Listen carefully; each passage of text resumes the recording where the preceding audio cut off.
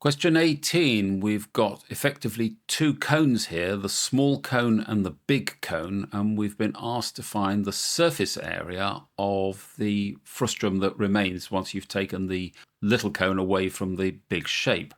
And I think the first job to do is to find the radius of the small cone, the bit that's been chopped off. These are similar shapes.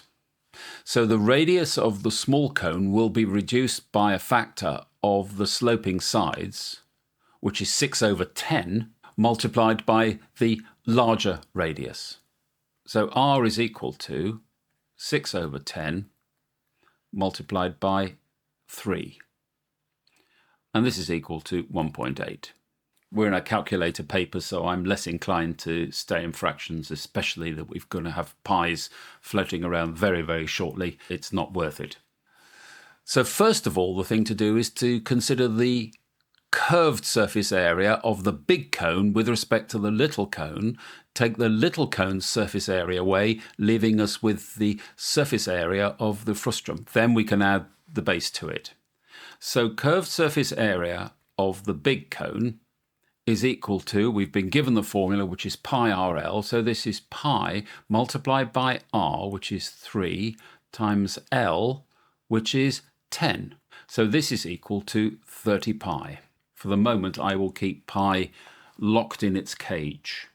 So the curved surface area of the small cone, same routine, pi multiplied by this time an result of 1.8, multiplied by its slopey side, which is 6, which is 10.8 pi.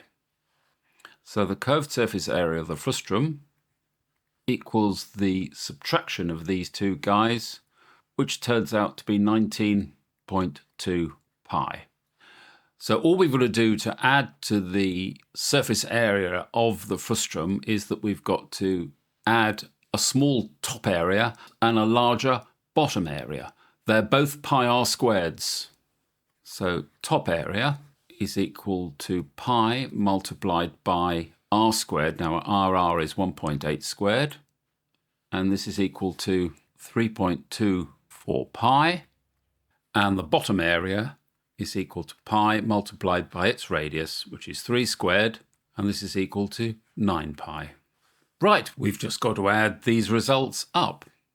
So the total curved surface area of the frustum is equal to 19.2 plus 3.24 plus 9 pi.